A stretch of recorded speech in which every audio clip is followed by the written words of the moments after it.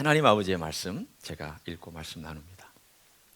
말씀은 에스겔서 44장 1절부터 6절까지의 말씀입니다. 에스겔서 44장 1절부터 6절입니다. 1221쪽. 제가 44장 1절부터 6절까지의 말씀을 읽겠습니다. 그가 나를 데리고 성소의 동쪽을 향한 바깥문에 돌아오시니 그 문이 닫혔더라. 여호와께서 내게 이르시되 이 문은 닫고 다시 열지 못할지니 아무도 그리로 들어오지 못할 것은 이스라엘 하나님 나 여호와가 그리로 들어왔음이라. 그러므로 닫아둘지니라. 왕은 왕인 까닭에 안 길로 이 문 현관으로 들어와서 거기에 앉아서 나 여호와 앞에서 음식을 먹고 그 길로 나갈 것이니라. 그가 또 나를 데리고 북문을 통하여 성전 앞에 이르시기로 내가 보니 여호와의 영광이 여호와의 성전에 가득한지라. 내가 얼굴을 땅에 대고 엎드리니 여호와께서 내게 이르시되 인자야 너는 전심으로 주목하여 내가 네게 말하는 바 여호와의 성전의 모든 규례와 모든 율례를 귀로 듣고 또 성전의 입구와 성소의 출구를 전심으로 주목하고 너는 반역하는 자 곧 이스라엘 족속에게 이르기를 주 여호와께서 이같이 말씀하시기를 이스라엘 족속아 너의 모든 가증한 일이 족하니라. 아멘. 여러분이 좋아하시는 드라마가 이제 앞으로 방영이 된다. 그럴 때 예고편을 먼저 봅니다. 아직 본 드라마나 본 영화가 되기 전에 예고편을 보면 이렇게 이런 장면들이 등장하는구나. 그리고 이런 스토리가 등장하는구나. 그러면서 기대하고 기다립니다. 그래서 이 작가들이나 또 이것을 연출한 사람이나 만드는 사람들은 예고편을 굉장히 심도 있게 준비해서 펼쳐 보입니다.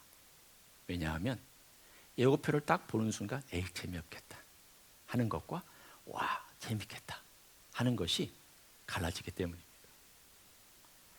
예고편은 굉장히 중요합니다. 그것을 우리는 보통 프리뷰 이렇게 얘기를 하죠. 미리 좀 맛보는 것. 어떤 부분을 잘라서 맛보든지 아니면 전체 줄거리 중에 가장 굵직굵직한 몇 가지를 뽑아서 맛보든지 간에 미리 뷰 본다. 프리뷰 하는 것. 이걸 예고편이라고 얘기합니다. 오늘 우리가 읽은 이 44장 이야기 그리고 지금까지 제가 쭉 에스겔서를 해오면서 이야기했던 그 이야기는 장차 있을 무언가의 본 프로그램의 프리뷰를 얘기해주는 내용들입니다. 물론 이 부분은 많은 학자들이나 목사들마다 해석이 다를 수 있지만 제가 가지고 있는 성경의 해석과 이 입장을 여러분에게 충분히 전달하고 여러분이 이것을 통해서 여러분의 신앙이 어떻게 오늘 내 신앙이 준비되어야 될지에 대한 그런 말씀을 나누고자 합니다. 어떤 프리뷰가 있는가? 하나님께서 앞으로 회복될 성전의 동쪽 문을 통하여 들어오셨습니다. 우리는 그분이 바로 우리 주 예수 그리스도라는 것을 지난 시간에 함께 나눴습니다. 주님은 다시 오십니다. 그리고 다시 세워지는 성전의 동쪽 문으로 들어오셔서 좌정하실 것입니다. 그리고는 그 동쪽 문은 하나님만 들어올 수 있는 문입니다. 이 문은 인간이 들어오지 못하고 닫아놨다가 그리고 뒤에 가서 44, 45, 46장에 쭉 읽어보면은 절기 때나 혹은 초하루나 혹은 중요한 때만 안식일 때만 열어놨다가 그리고 다시 닫습니다. 이 이리로는 인간은 전혀 출입할 수가 없습니다. 왜냐하면 하나님께서 들어오신 곳이기 때문입니다. 그런데 오늘 본문에 보면 44장에 특이한 표현이 하나 나옵니다. 3절에 보면 왕은 왕인 까닭에 안길로 이 문 현관으로 들어와서 거기에 앉아서 나 여호와 앞에서 음식을 먹고 그 길로 나갈 것이니라. 그럼 이 왕은 누굽니까?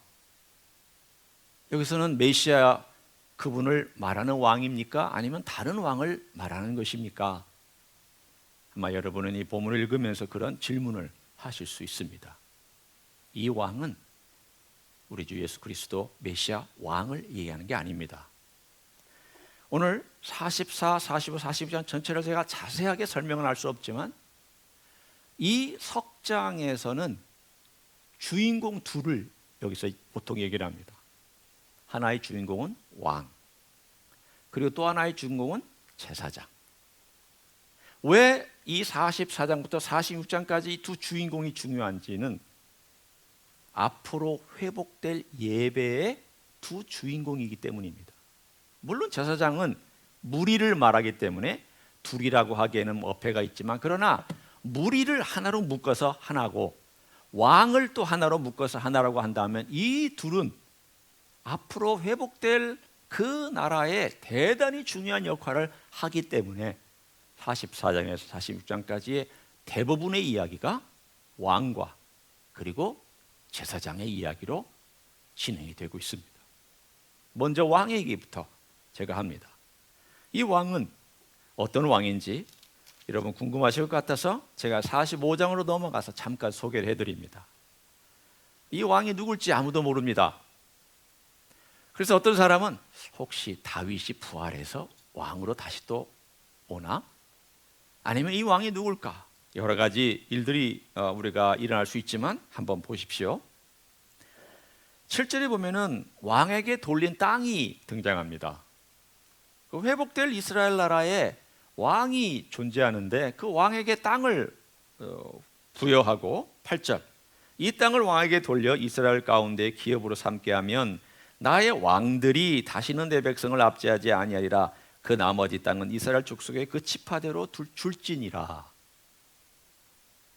그 지파대로 땅을 나눠주고 그리고 가운데 성전이 있는 땅의 동쪽과 서쪽에 왕이 직접 자기 것으로 삼는 소유지를 하나님께서 허락해 주셨습니다. 왜 허락하셨느냐? 9절을 보십시오. 45장 9절에 주 여호와께서 이같이 말씀하셨느니라. 이스라엘 통치자들아, 복수로 나오고 있는 것을 유념하십시오. 예수님이 아닙니다. 너에게 만족하니라. 너희는 포악과 겁탈을 제거하여 버리고 정의와 공의를 행하여 내 백성에게 속여 빼앗는 것을 그칠지니라. 주 여호와의 말씀이니라. 다시 바꾸어 얘기하면 그 나라에서 그 백성들은 정의와 공의를 가지고 예수님을 대신해서 그 땅을 다스리는 왕들이 있을 것이라고 말씀하고 있습니다. 오늘 그 얘기가 44장 3절에 있는 내용입니다. 이 왕은 동쪽으로 못 들어옵니다. 동쪽 문으로 들어들 수가 없습니다. 왜? 인간이기 때문에. 이 왕은 현관문으로 들어와서 글로 나가야 됩니다. 그 차이점을 아시겠죠? 예수님은 인간으로 오셨지만 하나님이십니다. 하나님이시기 때문에 이 땅에 재림하셔서 다스리는 천년 왕국 가운데도 그분은 하나님으로 다스리실 겁니다. 물론 다윗의 왕위에 앉아서 다스리시겠지만 그분은 우리가 감히 사실은 범접할 수 없는 하나님입니다. 그분이 인간이 되셨다고 해서 우리가 함부로 대할 수 있는 분이 아닙니다. 그분이 우리의 죄를 위해서 십자가에서 돌아가셨다고 해서 우리가 만만하게 그냥 아무렇게나 부르고 아무렇게나 대하고 아무렇게나 마치 내 친구처럼 그렇게 대하라고 이 땅에 오신 분이 아닙니다. 물론 주님은 우리의 낮은 자리까지, 우리가 가지 않을 더 깊은 낮은 자리까지 내려가셔서 우리의 친구가 되어주셨고 우리의 죄를 위해 돌아가셨고 우리를 위해서 기꺼이 그 대가를 지불하셨지만 우리가 만만하게 대하는 그런 분이 아닙니다. 이것이 천년왕국 때는 명확하게 드러날 것입니다. 지금은 하늘 보좌에 계시기 때문에 세상 사람들이 예수님 이름 가지고 욕도 하고 예수님 이름 가지고 제기랄이란 단어도 쓰기도 하고 예수님 이름 가지고 함부로 말도 하고 예수님의 이름을 저주하고 심지어는 유대인들까지 예수님의 이름에 침을 뱉고 돌을 던지고 그 모든 것들을 수치와 모욕으로 여기는 이런 일이 지금은 있다 할지라도 천년왕국에는 그런 일이 존재하지 않을 것입니다. 오늘 먼저 왕에 대한 얘기를 해주고 있습니다. 그리고 두 번째 44장에서 얘기해주고 내용은 제사장에 대한 얘기를 해주고 있습니다. 그 제사장들에게 말씀하시면서 6절에 이렇게 하나님 말씀하세요. 6절 맨 마지막을 보면 너희의 모든 가증한 일이 족하니라. 물론 이스라엘 족속에게 얘기하는 거지만 그 다음 9절부터 14절까지는 레위 족속에게 얘기해 주고 있고 그 다음에 15절부터 31절은 제사장에 대해서 얘기하고 있는 내용들입니다. 그들이 죄악이 뭔지 여러분 아시죠? 하나님을 안 섬긴 게 아닙니다. 잘 들으셔야 됩니다. 그들이 하나님을 섬기지 않아서 하나님께 벌을 받은 게 아닙니다. 하나님을 섬겼지만 바알도 섬겨서 그렇습니다. 하나님을 섬겼지만 아세라도 섬겨서 그렇습니다. 하나님을 섬겼지만 일월 성신을 섬겼고 태양을 섬겼고 이방의 강력한 나라들의 우상을 가져다가 제단을 가져다가 본떠서 만들어서 섬겼습니다. 다 섬겼습니다. 이 중에 하나라도 도움만 되면 되지. 우리가 많이 쓰는 말 아닙니까? 에이구, 이 중에 하나만 유효해라. 이 중에 하나만 잘 하면 되지. 이게 무당이죠. 이게 샤머니즘이죠. 이 무당과 샤머니즘은 구약에도 있고 대한민국에도 있고 지금 이 땅에도 있습니다. 이것이 제사장과 레위 사람들과 이스라엘 사람들이 충분했다. 하나님이 이렇게 말씀하시는 거예요. 얘들아, 나 충분히 먹었다. 족하다. 너희들 죄 다 칠 만큼 다 졌다. 그리고 나서 이제 하나님께서 그러나 내가 너희를 회복시킬 거다. 보세요. 어디에 그 말씀이 있는지 제가 읽지 아니하였지만 10절, 11절 바로 그 어간에 있습니다. 11절 보세요. 그러나 그들이 내 성소에서 수종들어 성전 문을 맡을 것이며 성전에서 수종들어 백성의 번제와 번제 희생물과 다른 희생물을 잡아 백성 앞에서 서서 수종들게 되리라. 또 14절 보십시오. 그러나 내가 그들을 세워 성전을 지키게 하고 성전의 모든 수종드는 일과 그 가운데에서 행하는 모든 일을 맡기리라. 44장에 제일 많이 나오는 단어 중에 하나가 수종들다라는 단어입니다. 여러분이 헤아려 보면 대략 10번 나옵니다. 뭘 강조하기 위해서 있는 걸까요? 앞으로 다가올 천년왕국에서 온전한 예배가 회복될 것을 얘기해 주고 있습니다. 왕이 다시금 공의와 정의를 가지고 백성을 다스리고 그리고 다시 하나님을 향한 온전한 예배가 이스라엘 민족을 지금 대상으로 놓고 지금 얘기하고 있습니다. 다시 회복될 것이다라고 예언하고 있습니다. 그러면 여러분은 즉시 이런 질문을 하실 수 있습니다. 목사님, 예수님께서 이미 완전한 제사를 드리지 않았습니까? 예수님께서는 동물의 제사가 이제 필요 없다. 내가 내 피로 단번에 드려진 것이 너희 죄를 용서하고 이게 내가 드리는 제사다 라고 히브리서에서 그렇게 강력하게 말씀하고 있지 않습니까? 이거하고 이 제사 제도가 회복되고 모세 율법이 회복되는 거하고 무슨 어떻게 서로 대치되는 것 같은데 이걸 이해할 수가 있겠습니까? 라고 질문하실 수 있습니다. 이런 질문과 의문을 갖는 사람은 똑똑하신 분입니다. 이런 생각을 안 하시는 분은 성경을 아직 잘 읽어보시지 않으신 분입니다. 자, 이거 어떻게 설명하시겠습니까? 아니, 예수님의 피는 단번에 드려졌고 구약은 이 더 이상 제사 제도가 필요 없는, 우리가 제사 제도 지금 안 하고 있잖아요. 여러분 집에 가서 양 잡으세요? 집에 가서 비둘기 잡아서 드리세요? 우리 교회에서 무슨 제단을 마련해서 다 피 흘리고 그다음에 피 뿌리고 그렇게 하세요? 안 하잖아요. 그런데 아니 그걸 천년왕국에서 회복한다는 게 목사님 좀 너무 이상합니다. 느낌이 별로 안 좋습니다. 느낌이 안 좋은 게 당연하죠. 제가 오늘 그걸 설명합니다. 사실은 우리하고 상관없는 일이지만 천천히 듣고 계시면 상관 있는 일입니다. 첫째, 오늘 44장의 이 이야기를 들려주고 있는 대상이 누굽니까? 이방인입니까? 유대인입니까? 회복될 12지파입니까? 회복될 12지파입니다. 자, 땅이 회복됩니다. 이스라엘 나라의 땅이 회복됩니다. 지금은 회복된 게 아니에요. 지금은 차지하고는 있지만 일부를 차지하고 있지만 원래 하나님께서 아브라함에게 약속하셨던 그 땅은 차지한 적이 역사상 없습니다. 그러나 언젠간 차지할 것입니다. 그리고 그 땅이 다 나눠져서 12지파에게 다 나눠질 것입니다. 그때는 지금에 있는 다메섹도 저 북쪽의 헐문산과 그 너머도 이스라엘 땅이 되어서 하나님께서 너희 12지파에게 주겠다라고 약속하셨습니다. 땅이 회복됩니다. 주권이 회복됩니다. 왕이 세워지고 예수님이 다시 오셔서 거기서 성전에서 다스리실 것이기 때문에 주권이 회복됩니다. 민족이 회복됩니다. 12지파가 다 돌아온다. 내가 다 데려오겠다. 내가 빠짐없이 데려올 것이다. 지금 흩어져 살고 있는 디아스포라 모든 유대인들 뿐만 아니라 이름도 성도 모르는 그 유대인들이 아닌 이스라엘 사람들, 유대인이 아닌 먼저 흩어져 10지파의 사람들도 다 데려와서 하나님께서 그 땅에 심으실 것입니다.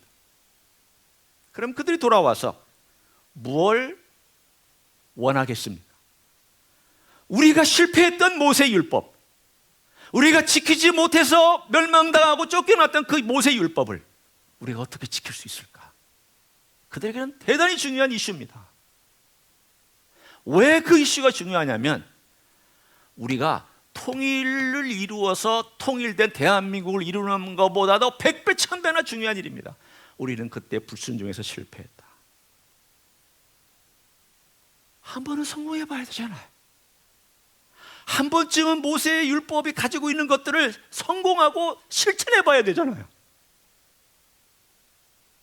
이스라엘 민족이라면. 그래서 하나님께서 기회를 주시는 거예요. 천년왕국에 다윗의 보좌에 앉아서 예수님이 다스릴 때에 너희들이 다시 한번 기회를 줄 테니 내가 다스리는 동안에 너희들이 내게 순종하고 너희들이 하나님의 말씀을 따르고 그리고 절기를 지키고 이러한 모든 것들을 실천해봐라. 그러면 두 번째 문제가 있어요. 그럼 예수님의 사역과는 어떤 연관이 있습니까? 똑같습니다. 구약은 예수님의 보혈과 십자가의 사건을 바라보고 동물의 제사를 드렸습니다.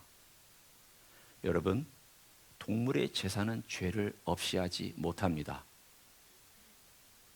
여러분이 구약을 볼 때마다 양이 죽어서 죄를 용서해 주는 것 여러분 들어보셨습니까?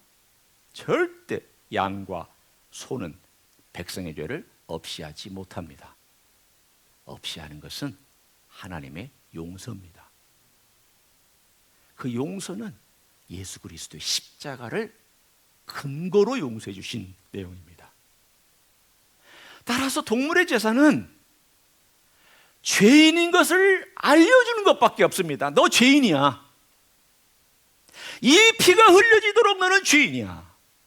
이 짐승이 죽어나가는 걸 봐. 너 죄인이야.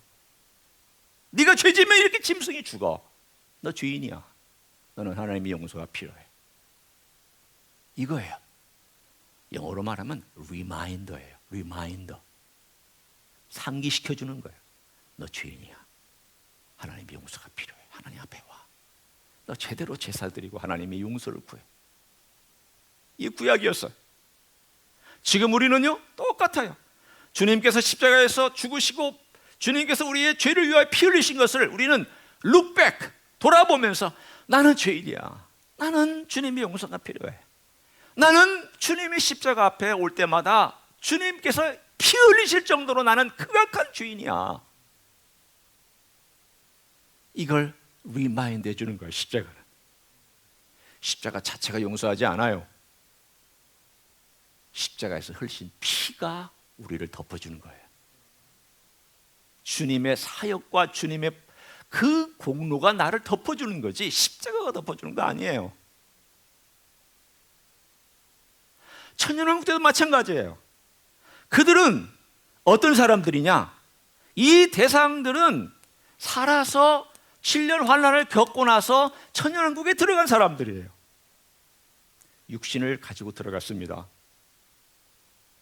제가 여러분에게 질문 하나 합니다. 자, 육신을 가지고 있으면 죄성이 있을까요? 없을까요? 있죠. 저는 얼마나 많은 사람들이 살아서 들어갈지 모르지만 성경적인 내용을 그대로 받아들여서 만약에 제가 대답을 한다면 인류의 3분의 1만 들어가고 그 돌아온 12지파의 3분의 1만 천년왕국에 들어갑니다. 그러면 한 3분의 1만 들어간다고 쳐도 한 20억은 줄잡아 들어가겠지요. 그러면 20억이 들어갈 때에 그 사람들은 다시 재생산할까요? 안 할까요? 하죠. 애기 낳죠. 또 풍성하게 인류가 번성하겠죠. 우리 주님의 다스림 아래서 천년왕국 동안에 부활한 우리 얘기는 제가 좀 이따 얘기하겠습니다. 다시 생산하고 다시 번성합니다. 그래서 그 가운데에 유대인들은, 특별히 12지파들은 그 회복된 땅에서 예배하고 자기들이 원래 조상들이 섬겼던 그 율법을 지키면서 우리 주님을 예배하고 십자가를 기념하고 우리 주님의 보혈을 기념하면서 제사를 드립니다. 이 제사는 똑같습니다. 주님의 십자가의 공로를 기억하고 기념하는 목적밖에 없습니다. 동물은 죄를 없이 하지 못합니다. 주님의 보혈만 죄를 없이 합니다.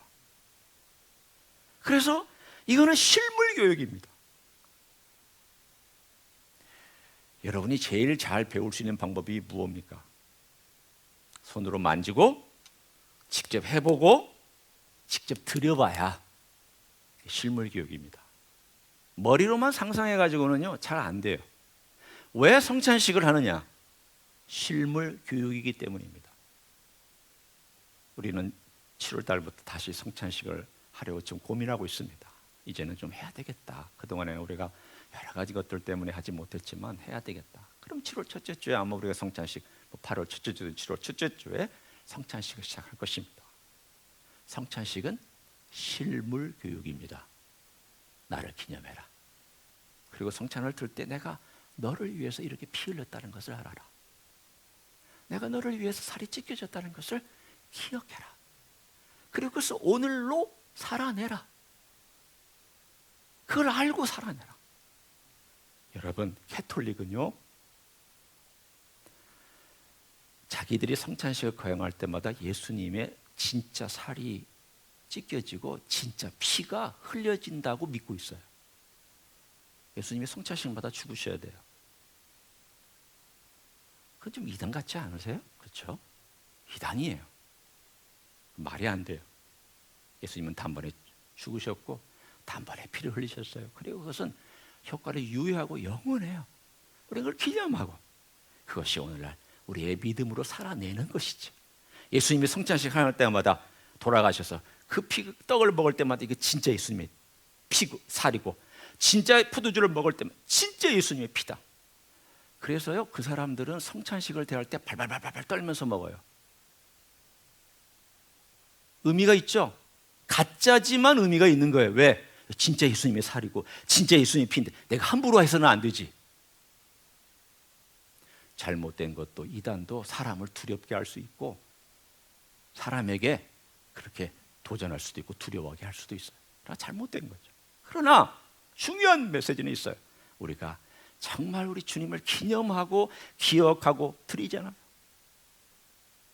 그러면 유대인들은 그 자리에서 그들이 동물이 죽어가고 그 동물 제사를 드리며 자기들의 속죄가 필요하던 걸 통해서 예수님의 보혈과 예수님의 그 십자가 사건을 기억하고 그들은 드릴 것입니다. 지금도 유대인들은 토요일날, 믿는 유대인들은 토요일날 예배드려요. 안식일에 예배드립니다. 우리는 주일날 예배드리지만. 그럼 저는 이렇게 생각하고 있어요. 이건 제 생각입니다. 천년왕국 때는 어떨까? 아마도 유대인들은 안식일날 모여서 예배드릴 것이다. 이방인들은 주일날 예배드릴 것이다. 근데 그게 아무 문제가 없어요. 지금도 유대인들은 안식일, 토요일에 모여서 예배드리니까. 여러분, 안식일은 주일이 아닙니다. 안식일은 안식일이고 주일은 주일이에요. 혼돈하셔서 안 돼요. 여러분이 정말 안식일을 지키고 싶으시거든 주일날 아무것도 하면 안 돼요. 일해도 안 돼요. 사 먹어도 안 돼요. 그러나 우리는 안식일을 지키는 게 아니에요. 주일을 지키는 거지. 개념을 분명히 하셔야 돼요. 천년왕국 때는 이게 다 혼용돼도 괜찮아요. 왜? 예수 그리스도가 중심이니까. 예수 그리스도의 사역이 중심이고 그분의 통치 아래 있기 때문에 이방인들은 성찬식을 행하면서 예수님을 기념할 것이고 유대인들은 그것보다 자기들에게는 의미 있는 제사 제도를 통하여서 예수님을 기념하고 기억하고 실물 교육을 통하여 그분의 보혈을, 그 의미를 생각할 것입니다. 모든 것은 다 예수 그리스도를 중심으로 이루어집니다. 사랑하는 성도 여러분, 예배가 살아서 그 예배가 놀라운 은혜로운 가운데 하나님께 드려지는 그 놀라운 이야기를 오늘 44장에서는 봐라, 제사장들이 이렇게 다시금 회복되지 않느냐, 레위 사람들이 회복되지 않느냐, 왕들이 회복되지 않느냐, 이 모든 것이 회복될 때 온전한 예배가 우리 주님에게 드려지고 하나님 아버지께 드려지는 그날이 온다라고 소망을 불어넣어주고 있습니다. 그럼 그때 우리는 무엇을 할까? 지난 시간에도 지난 주일에도 얘기를 했지만 순서는 이렇습니다. 우리 주님이 이 땅에 오시면 먼저 공중에 재림하셔서 믿는 사람들을 들려 그분을 만나게 해주실 것입니다. 이것이 7년 환란의 앞에 있을지 중간에 있을지 마지막에 있을지 저도 잘 모르겠습니다. 처음 신학 공부를 할 때는 7년 환란 앞에 있는 것으로 믿고 생각했어요. 목회를 하다 보니까 아니 환란을 통과할 것 같아. 그래서 중간쯤으로 왔다가 그리고 우리도 환란을 통과하면 끝까지 가지 않을까 그런 생각도 했다가 다시 또 해석할 때 앞으로 왔다가 여러분 목사도 왔다리 갔다리 합니다. 왜냐하면 이게 너무 불분명해요. 헬라어로 말하면 환란에서라고 하는 헬라어 에크라고 하는 단어가 완전히 타치도 안 하고 끄집어내는 그런 일이냐 아니면 환란을 만나고 경험하는데 그런 가운데 끄집어내는 일이냐에 따라서 학자들마다 해석이 다르기 때문이에요. 제 원함은 환란을 안 보고 좀 주님 공중에서 만났으면 좋겠어요. 여러분도 그러시죠?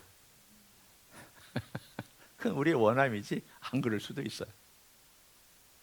중요한 것은 저나 여러분이나 제대로 믿어야 공중에 들림 받습니다.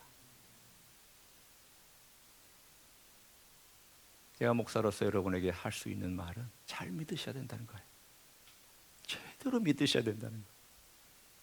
여러분이 천년왕국이 어떠든지 어떠든지 간에 우리의 삶 가운데서 중요한 것은 내가 정말 제대로 믿고 공중에서 주님을 만나서 주님께서 이 땅에 다시 발을 디디실 때 나도 그 주님의 무리 가운데 같이 발을 디디는 사람이 되어야지.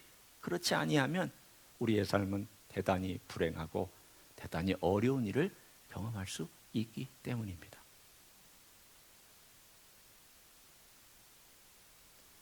부활의 몸을 입은 우리는 이 천년왕국 때문에 뭐 할까? 저는 많은 상상했습니다.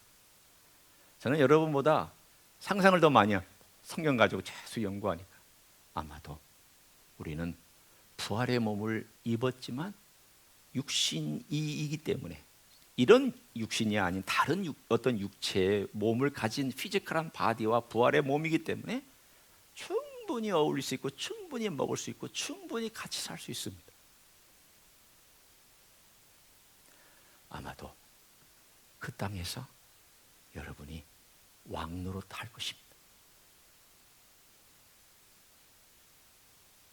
여러분에게 대한민국의 일부가 주어질지 미국 땅의 일부가 주어질지 저는 모르지만 주님을 위해서 애쓰고 수고하고 눈물을 흘리고 애타하고 주님 때문에 정말 슬퍼하고 주님을 위해서 헌신하고 기도하고 눈물을 흘리고 나라를 위해서 민족을 위해서 헌신한 사람들은 그 눈물과 헌신과 아픔과 주님을 향한 여러분의 그만큼 여러분이 다스릴 영역이 결정될 것입니다. 그것이 오늘 여러분의 삶에 달려 있습니다. 그렇다면 이 천년왕국은 우리하고 전혀 상관없는 나라가 아니에요.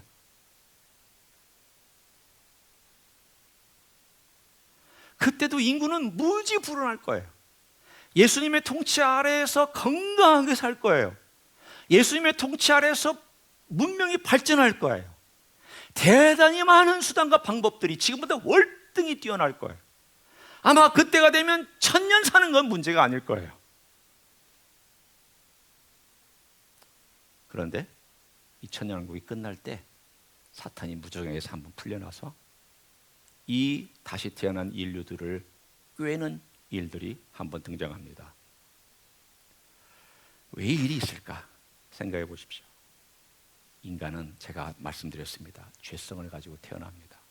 부활의 몸을 입지 아니한 사람은 계속 죄성 가지고 있는데 사탄이 유혹하지 않아서 예수님이 다스리는 동안에는 복종하고 순종하는 것처럼 살아가다가 맨 마지막에 진짜 예수님을 마음으로 순종하지 아니한 사람들은 사탄이 테스트할 때 다 넘어갑니다. 인간이 그렇게 죄인입니다. 완벽한 주님의 통치 아래서도 그렇게 인간이 범죄할 수 있다는 것을 이 천년왕국은 그대로 보여주고 있습니다. 그러니 우리가 예수님을 보지 않고도 믿는 믿음이 얼마나 소중한지를 생각하셔야 돼요. 예수님을 보고도 그런 범죄를 하는데 예수님을 안 보고 믿는 여러분의 믿음이 얼마나 소중하고 얼마나 귀한 것인지. 그래서 베드로가 칭찬했잖아. 나는 예수님 보고 믿었다. 너희들은 예수님을 안 보고 믿으니 얼마나 대단하냐. 초대교회 예수님 안 보고도 환난을 겪고 믿음 가운데 그 믿음이 금같이 정금같이 깨끗해지는 그 후배들을 보면서 박수를 쳐줬습니다. 너희들은 안 보고도 믿는구나. 정말 대단하다. 나는 보고도 의심했고 보고도 예수님 배반했고 나는 보면서도 그렇게 살았는데 너는 안 보고도 배반하지 아니하냐. 얼마나 대단하냐. 천년왕국도 마찬가지.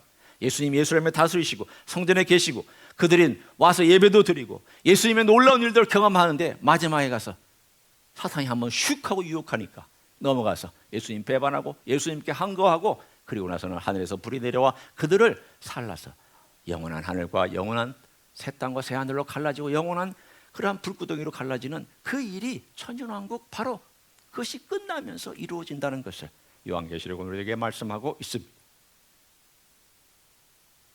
정리합니다. 성도 여러분, 오늘 제가 말씀드린 이 천년왕국은 영원한 왕국의 프리뷰입니다. 지난 시간에 얘기했죠? 천년왕국은 리크리에이션이라고, 새하늘과 새 땅은 뉴 크리에이션이라고 얘기를 했습니다. 리크리에이션은 완전히 새롭지 않습니다. 지금의 이 땅은 옛 땅이요, 지금의 하늘은 옛 하늘입니다. 우리 주님이 오셔서 이 땅을 다시 리노베이션하고 다시 리크리에이션해서 깨끗하게 정돈하고 사탄 이어가지 못하고 무적에 가둬놓고 이 땅을 천년 동안 다스리시지만 새 하늘과 새 땅은 아닙니다. 거기 보면 명확하게 차이가 있습니다. 제가 요한계시록 이야기와 이 이야기를 자세하게 할 시간은 안 되지만 간단하게 예루살렘 하나만 가지고 얘기를 합니다. 여기 보면 예루살렘이 회복되어서 열방 가운데 높이 들림받고 이 예루살렘에 예수님의 보좌가 있을 것입니다. 그리고 거기에 성전이 있습니다.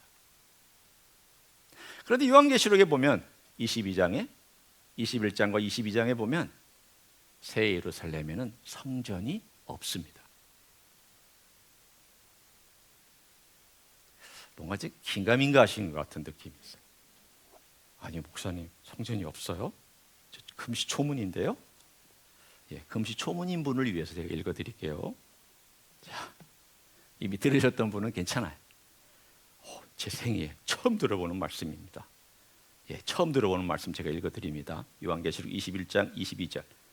성 안에서 내가 성전을 보지 못하였으니 이는 주 하나님 곧 전능하신 이와 및 어린 양이 그 성전이심이라. 새하늘과 새 땅에서는 성전 건물 없습니다. 그러나 이 땅의 천년왕국에서는 성전이 있습니다. 차이점입니다. 그럼 뭘 말하고 있습니까? 천년왕국조차도 프리뷰구나, 예고편이구나, 이 땅의 일이구나. 이 땅의 인간의 역사를 다시 하나님께서 구약에 약속하신 대로 모든 언약을 완성시켜주는 그때구나. 아브라함과의 언약, 모세와의 언약, 그리고 이스라엘과의 언약, 다윗 언약, 모든 언약, 새 언약을 다 완성하고 예수님의 통치 아래 인류가 살아보게 하는, 그래서 인류가 복지를 누리고 인류가 건강을 누리는 그런 날을 경험하게 하시는구나. 특별히 이스라엘에게 약속했던 것도 이루시는구나. 이방인들에게 약속했던 걸 이루시는구나. 그러나 새하늘과 새 땅은 아니에요. 우리는 새하늘과 새 땅을 궁극적인 목적지로 바라보고 걸어가는 순례자예요. 그러나 잠깐 스탑바이 하는 천년왕국이 있어요. 여러분이 어느 목적지에 가기 전까지 꼭 먹고 싶은 곳, 내가 들려야 될 온천, 내가 꼭 보고 싶은 어떤 관광지에서 한번 쑥 나가서 들렸다가 보고 시간 보내고 그리고 목적지에 도달하시잖아요. 그거와 똑같아요. 내가 가는 동안 천년왕국을 거쳐가요. 우리는 부활의 몸을 입고 거쳐갈 것이고, 살아서 그 땅에 육신을 가지고 들어간 사람은 육신의 몸을 가지고 천년왕국 동안에 살고 거쳐가요. 그리고 맨 마지막 천년왕국 끝에 가서 하나님께서 마지막 테스트하는 마지막 테스트가 있어요. 우리에게는 해당되지 않는 사항이죠. 우리는 지금 테스트를 받고 있고, 우리는 주님 오실 때 테스트를 받을 거예요. 그러나 그들에게 있는 테스트는 우리가 또한 지켜보는 테스트이기도 해요. 그 마지막 테스트가 끝나고 나서야 새하늘과 새 땅이 들어가요. 이게 우리의 프로그램이에요. 하나님이 우리 인류를 위하여 마련해 놓으신 프로그램이 이와 같습니다. 자, 그렇다면 여러분 어떻게 사셔야 됩니까? 제가 목사로서 할 수 있는 얘기가 딱 하나밖에 없어요. 잘 사셔야 돼요. 어떻게 잘 살아야 되느냐? 예수 제대로 믿고 잘 사셔야 돼요.